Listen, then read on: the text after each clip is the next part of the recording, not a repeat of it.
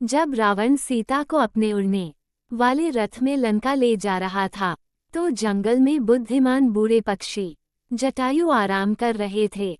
सीता की असहाय चीखें सुनकर जटायु रावण के रथ पर सवार हो गए। जटायु राम के बहुत बड़े भक्त थे।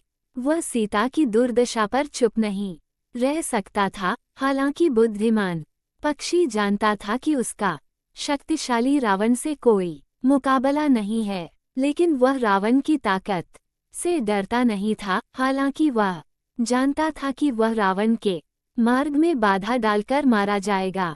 जटायु ने किसी भी कीमत पर सीता को रावण के चंगुल से बचाने का फैसला किया। उसने रावण को रोका और उसे सीता को छोड़ने का आदेश दिया, लेकिन रावण ने उसे मारने की धमकी दी, जिसे उसने हस्तक्षेप किया। राम के नाम का जप करते हुए जटायु ने अपने तेज पंजे और झुकी हुई चोंच से रावण पर हमला किया।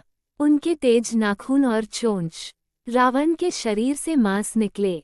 रावण ने अपने हीरे जड़ित तीर निकाले और जटायु के पंखों पर फायर किया। तीर के प्रहार के रूप में पंख का पंख टूट गया और गिर गया, लेकिन बहादुर पक्षी लड़ता रहा। अपने अन्य विंग के साथ उन्होंने रावण के चेहरे को काट दिया और सीता को रथ से खींचने की कोशिश की। काफी समय तक लड़ाई चली। जल्द ही जटायु के शरीर पर घावों से खून बह रहा था। अंत में रावण ने एक बड़ा तीर निकाला और जटायु के दूसरे पंख को भी गोली मार दी। जैसे ही वह टकराया, पक्षी जमीन पर गिरा, चोट लगी और पस्त हो गया। जटायु मरने से पहले अपने अंतिम क्षणों में राम से मिलना चाहते थे और उन्हें सीता के बारे में बताते थे। इसलिए जब वह मर रहा था, तब भी वह राम का नाम दोहराता चला गया। मतलब, जबकि राम और लक्ष्मण को अब मरते मरते ईश्वर मिला जो जमीन पर पड़ा था, यह जटायु था जिसने राम को बताया कि यह रावण था जिसने सीता का अपहरण किया था और ये लंका थी जहां राम को उनकी सुंदर पत्नी मिलेगी। लेकिन अफसोस, जटायु को बचाया नहीं जा सका, क्योंकि वह अब अंतिम सांस ले रहा था।